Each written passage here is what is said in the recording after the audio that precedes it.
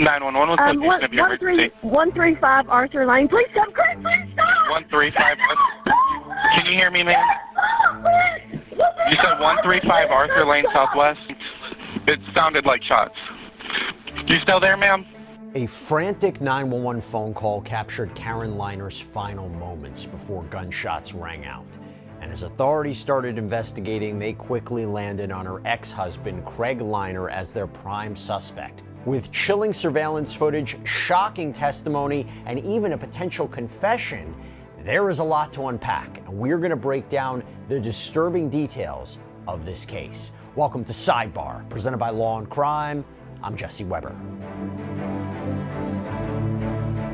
In the early hours of January 27th, Cleveland, Tennessee realtor Karen Liner's life was tragically cut short. In a chilling 911 call, Karen could be heard frantically pleading for help, screaming, making a final desperate plea.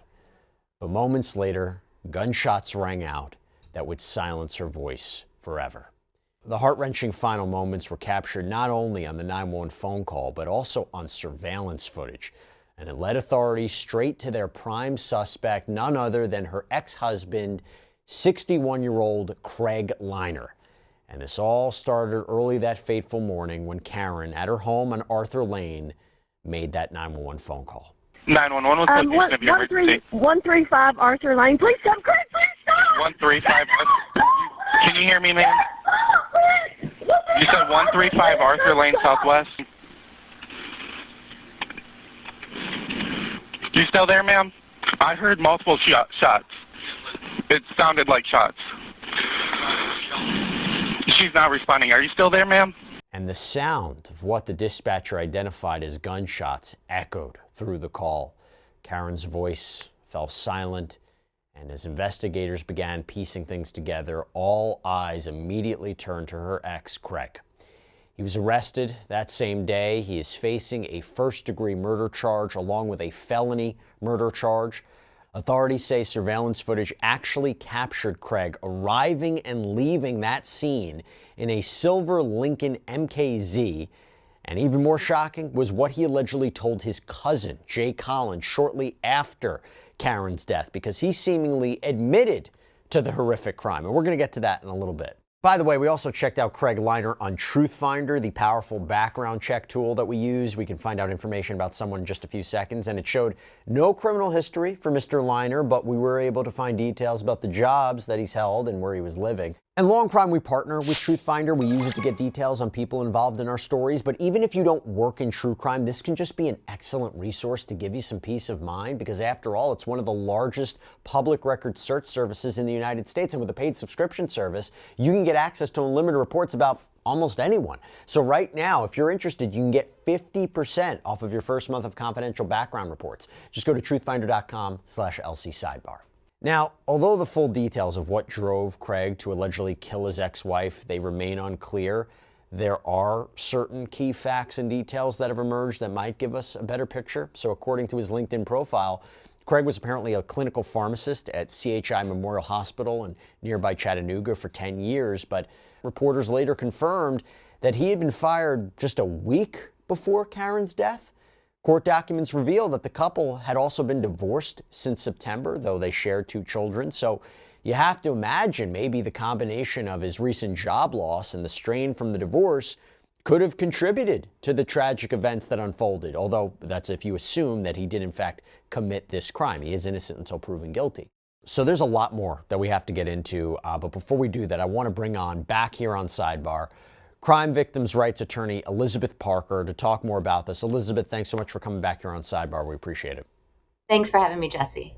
What are your thoughts on just hearing that 911 phone call? Because we don't usually get a call like that in a case like this, where, you know, you can actually hear, I mean, arguably hear her say, Craig, on the call.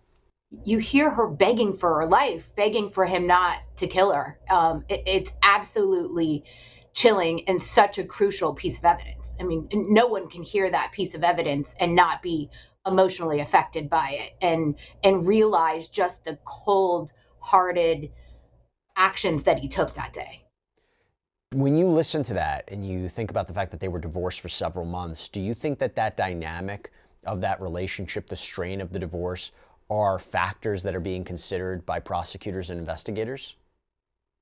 I think it has to be a factor. And then, as you pointed out, he had just lost his job the week before. So he had to have been feeling the financial pressure. I think someone in the family said that he was moving from a house to an apartment.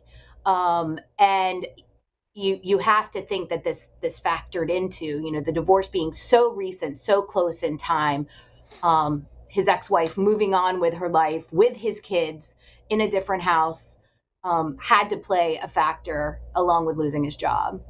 Those are potential triggers. Do you see those in a lot of domestic violence cases? We always see this in domestic violence cases. Certainly when the victim moves forward and moves on with their life, the perpetrator never wants that to happen. And you always see them taking revenge. And then financial hardships constantly are a piece, financial piece, however it is. And you have two children, so you assume he's paying child support. You assume he's paying some sort of alimony. Maybe he lost a house. We don't know the details of the divorce yet, but that all had to have played a factor here. And it moves me to what I want to talk about now. So there was this preliminary hearing and bond hearing that was held on February 21st, and we got a lot more details about this case. And essentially, by the way, for anybody who doesn't know, prosecutors have to present sufficient probable cause to move forward with the charges. And this hearing, again, revealed a lot more disturbing details about the case. So, for example, you have a detective from the Cleveland Police Department, Don Nation, who testified that surveillance video from neighbors' homes showed Karen screaming at Liner when he arrived at her residence, allegedly uninvited.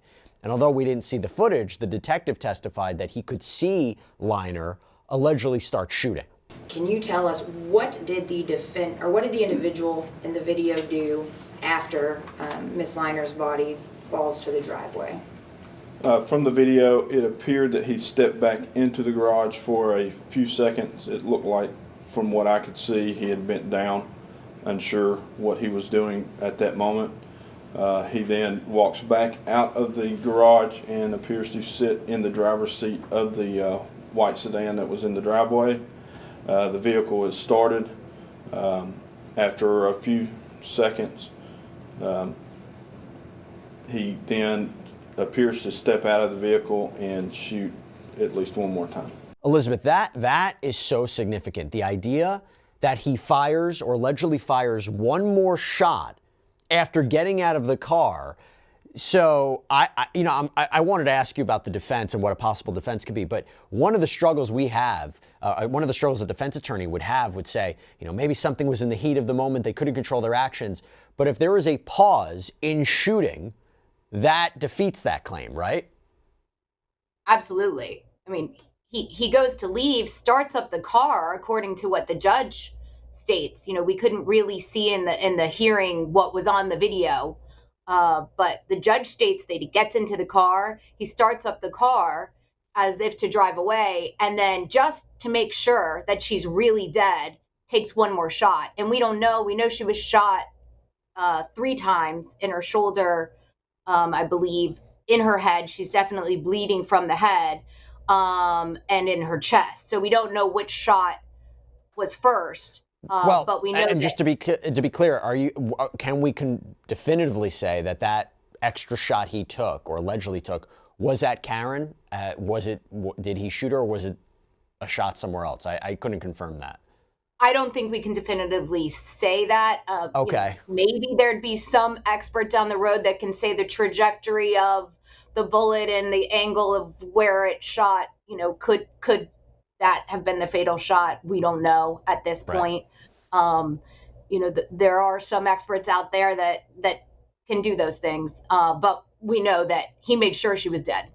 And let me emphasize something here, and I'll emphasize something the prosecution emphasized, that not only had Karen been fighting for her life, but also they wanted to make it clear that this was a surprise attack, that she did not want him there, did not expect him there. How so? Take a listen. You can see the garage door closing, and then the defendant scurries and ducks under the door so he can get into the garage, even though Karen is actively closing it.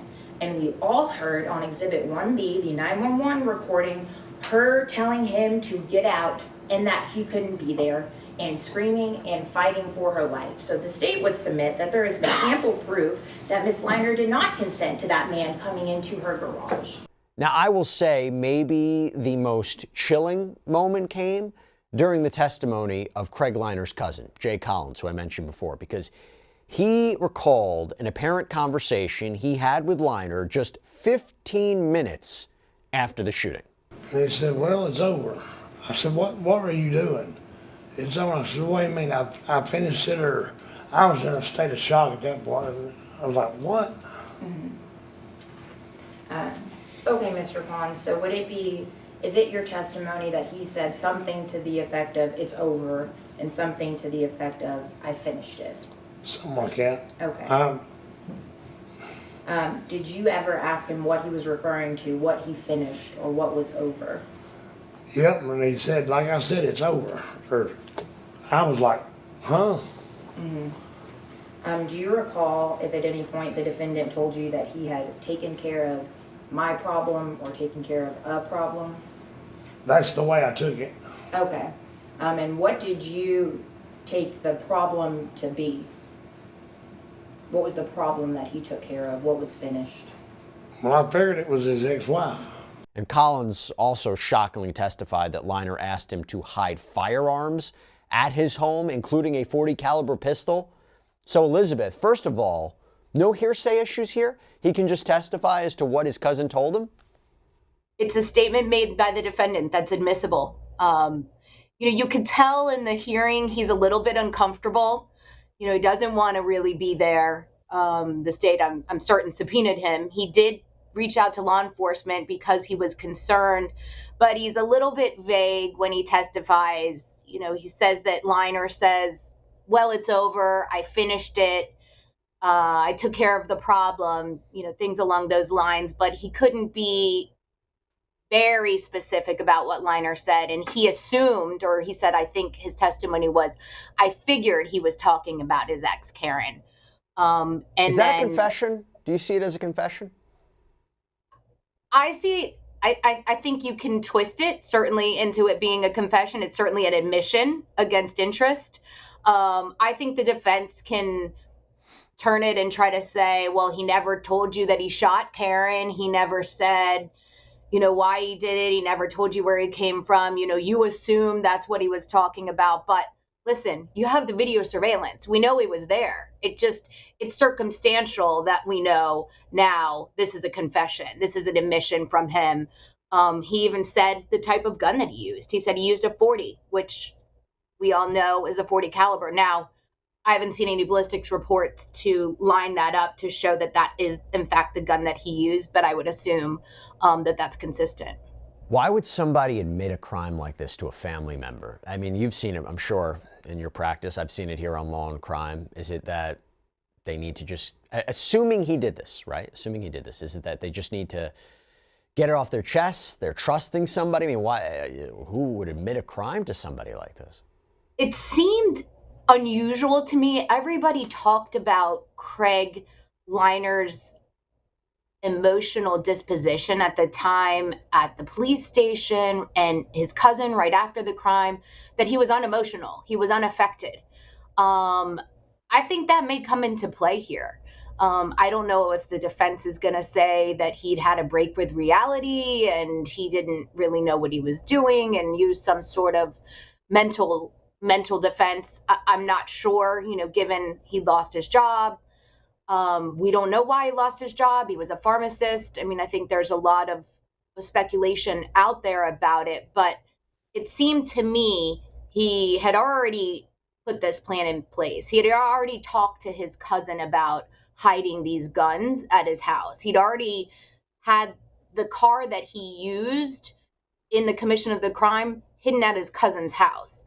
So I think he trusted his cousin enough to think that he's not going to say anything and he's not going to go to the police on my behalf. That's what it seemed like here to me. I'm struggling with the defense, and I want to get into that. First, I'll let everybody know that at the conclusion of this preliminary hearing, Judge Clay Collins decided that the case would be referred to a grand jury, that it would move forward. Craig Liner is going to remain in custody without bond. But, you know, Elizabeth, I am struggling with the defense. You know, first of all, insanity, right? I looked it up under Tennessee law. It's an affirmative defense to the prosecution that at the time of the commission of the acts constituting the offense, the defendant, as a result of a severe mental disease or defect, was unable to appreciate the nature or wrongfulness of the defendant's acts. My personal take, I don't think it applies here if he knows what he told his cousin and allegedly was trying to get him to hide weapons, and that, you know, I don't know if that, I don't think it applies. But I was also wondering about voluntary manslaughter, which my understanding in Tennessee is the intentional or knowing killing of another in a state of passion produced by adequate provocation that is sufficient to lead a reasonable person to act in an irrational manner. But that doesn't justify going to somebody's house and killing them, right? I mean, even if you are consumed with emotion and anger, that's not enough. And especially if you're the one who started the altercation, I don't think that either of those apply, right? I agree with you. I think the mental health defense is a stretch. I did find it interesting that the defense filed a motion to recuse this particular judge very quickly and very early on in the case. You know, sometimes the strategy is the evidence is overwhelming, so let's just make sure we have our ducks in a row and make sure we have something to use on appeal. It's an interesting twist because Liner's defense raised concerns about potential bias due to the claims that the presiding judge, Judge Clay Collins, had ties to the victim, Karen Liner. So they filed a motion asking for Judge Collins to recuse himself or step down from the case. I want to actually play a portion of that argument. I know Your Honor told us on the conference call that you didn't have a personal relationship with Ms. Liner, and I totally believe that. There are connections, however, that make it personal for Your Honor. For instance, when you look at the, if I may approach, you may. Exhibit 1 to this hearing is a print-off from the Rotary Club of Cleveland's post about the very incident that Your Honor is tasked with making crucial decisions on. In that post, many mutual friends that Your Honor has on social media have shared the post and made comments, and some of those are attached to that. Whether Your Honor can be neutral and detached at all is not our issue. With those posts and those strong real-life club and social media connections, I think puts Your Honor in a position to recuse. Now, Liner's attorney pointed to a social media post from the Rotary Club of Cleveland where members expressed sadness over Karen's death, and Judge Collins is a member of that group. But the judge clarified that he didn't personally know Karen Liner, denied the motion for recusal, ruled there was no conflict of interest. Elizabeth, is that just too simple? Should this have been assigned to a third-party judge to look at this? Do you think that there's some sort of connection here that the judge would have to recuse himself? You know, Jesse, I looked at Tennessee law, and there's even case law out there that talks about a judge being friends on Facebook with a witness that testifies in front of them. And the Supreme Court of the state of Tennessee said there's no problem there. So here, I thought it was interesting because the judge quickly asked the defense attorney, well, do you know how many members there are of the Rotary Club? And the defense attorney sheepishly said, I don't. And he says, well, there's about 150 members. And then he asked how many people lived in the county in which he was a judge. And he said, you know, I have 53 followers on Facebook. I'm a public profile. So they're not friends of mine. They're actually followers. And the judge stated in no uncertain terms, if I had had any qualms about my ability to be fair and impartial in this matter, I would have recused myself from day one. He made it clear he didn't know Mrs. Liner. He made it clear he didn't know Mr. Liner. He'd never had a conversation with any of them. And he said that the tenuous argument that the victim's boss was friendly with the judge and had actually, I think, been his sponsor to join the Rotary Club didn't affect him in any way, and that he could be fair and impartial. He was very, very clear on that. And I agree in him denying their motion to recuse, but I think this is just strategy to create an issue for appeal because the evidence is very, very strong against Mr. Liner that he'll be convicted. I mean, obviously he is innocent until proven guilty, but there's overwhelming evidence that we see already against him just at a preliminary hearing. It's a great point. It's a great point. And I will say this, look, the judge, as I mentioned, decided to refer this case now to a grand jury. How does it work now? How does it work in terms of the grand jury's role in all of this and how the case progresses? So the grand jury will basically look at all of the evidence, and the state presents a very short and sweet and tight case to the grand jury. And they'll issue an indictment on, whatever charges are presented in front of them, whatever they think the evidence supports. There's always kind of a joke out there that a grand jury would indict a ham sandwich because basically, the prosecution is the only one allowed in the grand jury. They're the one presenting the evidence. It's their version of events. So I don't see the grand jury not returning what they call a true bill on both of these counts, meaning that they will indict on both of these counts if the evidence that was presented in this hearing is presented to the grand jury. Now, there's another issue that happened as well. So it wasn't just the issue in terms of was there enough evidence to move the case forward? It was also an issue of bond. So I want to talk about what happened during Craig Liner's first court appearance. So this was back on January 30th when his attorney initially made his argument that Liner should be granted bail. And he claimed that typically bail is provided in all different kinds of cases, including maybe a homicide case, even those involving first-degree murder, and that the prosecution hadn't sufficiently shown why Liner should be denied bond. Take a listen. It wouldn't be fair to the defendant, from our perspective, to deny bail or bond, waiting on hearing proof from the state. It's a bailable offense. You can grant bail, as Your Honor saw in homicide and first-degree homicide cases. We did an analysis of the last 10 years of Sessions Court cases, and that information is in our motion. There are bonds set anywhere from, I think, $20,000 or $50,000 up to $1 million. We'll take from Your Honor the chance that you revoke the bond or raise it after a hearing. But as he sits before Your Honor, he's entitled to bail, and that's our position. Because, just as Your Honor said, you haven't heard any proof. The defendant has the burden of proof on certain things. We just went through that with the recusal motion. The state has the burden of proof on other things. There's no aggravating factors been proved, Your Honor. In fact, no proof before Your Honor.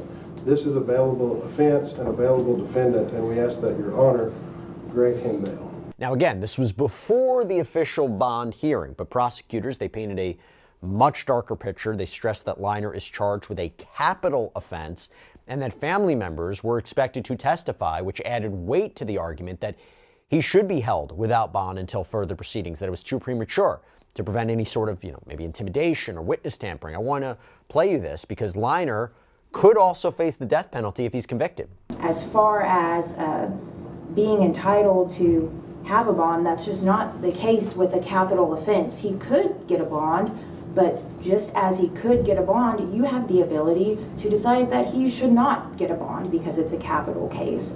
So I don't think that factor is really in the defendant's favor. But speaking of rights, the victim's family has a right to be heard at the bond hearing. That is a right that is guaranteed in the Constitution as it applies to victims of crimes, and they have indicated, at least partially, that they are very much considering testifying via the request that we discussed during our phone call this past Friday. So the state's position would be that this defendant needs to be held without bond until we have a preliminary hearing and or a bond hearing, as the state has been ready to do that since January 28th. And in the end, the judge decided to deny Liner's bond. Elizabeth, what do you make of this? Can you explain why the judge came to this decision? Is this the right decision in this kind of case? Well, when setting bail, or we call it bail in some states, or bond in Tennessee, the judge has to consider the defendant's criminal history, clearly the seriousness of the charge, and their ties to the community. The goal is to ensure the defendant appears in court without being overly punitive. Here in a capital case, or let's just call it a first-degree murder, the punishment you're looking at is either life in prison or the death penalty. So the punishment is severe, and the likelihood that a defendant is not going to show up in court with those kinds of charges pending over them is very great. But what the state argued, and in fact, the judge went over the evidence in his finding to find probable cause to take the case to the grand jury and deny bond, is he said a couple of things I thought were interesting. He said Liner took a car that he doesn't regularly drive that day. The 911 call clearly tells him not to come into the garage. The garage door, you can see, the judge states on the video that it's coming down, and that that's done by the victim. She takes the garage, or she presses the button to put the garage door down, and Liner actually blocks it so that the garage door then goes back up. He forces the door up. He enters the garage. He shoots her. The judge states the home is solely owned by her. And why that is an important fact is because you can't burglarize a home that you own or you jointly own with another person.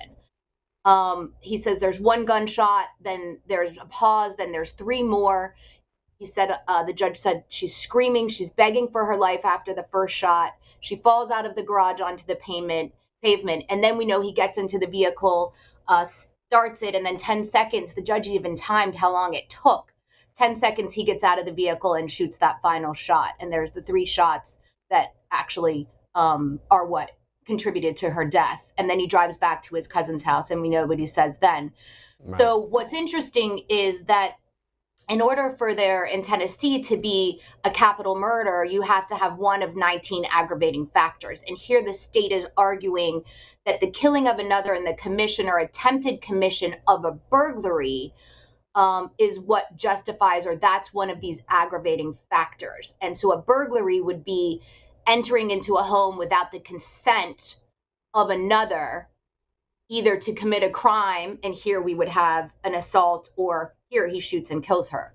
So the judge clearly found that there was a burglary, that Liner was committing a burglary, which is an aggravated factor, which could be then a capital offense and could constitute the death penalty. So based upon that, the state's position that it was a capital offense, that the evidence that the judge reviewed, he supported his decision to hold Mr. Liner no bond. Do you think a jury would agree that this warrants the imposition of the death penalty? In Tennessee, yes. Many other states, no, but I think in Tennessee, based upon the aggravating way that this crime took place, the premeditation, oftentimes you don't have video evidence to see. It's going to be so impactful to a jury, and the 911 phone call. And that 911 phone call, to hear her last words, to hear her begging for her life. Oftentimes you have just a detective coming in saying, this is the way the crime happened, and it's kind of unemotional. Here, the jury is going to see this homicide, this first-degree murder in real time as if they were there. That's impactful. There's no way around this. I can't see a defense here. It's so interesting, because so many times I say, it's hard to imagine what their final moments were like or their final words, and here you have it, and it's incredibly bone-chilling. I will say, though, I am curious in terms of mitigation, right? So when we rate aggravating versus mitigating factors in terms of defense, you mentioned the hardship he might have had in his life, divorce, losing the job. Here's something else to think about. So the Chattanoogan reports that in November of 2016, Craig Liner's parents, Max and Sue Liner, they were found dead inside of their Cleveland home for an apparent murder-suicide. They were both reportedly in their 80s. They reportedly had health problems, and the outlet said it was Craig who was the one who discovered their bodies. So Elizabeth, while I don't know if that necessarily is going to play a role in the actual trial per se, I do wonder, a traumatic event like that, again, assuming he committed this crime, coupled with everything else we talked about, possible mitigation? Possible mitigation, absolutely.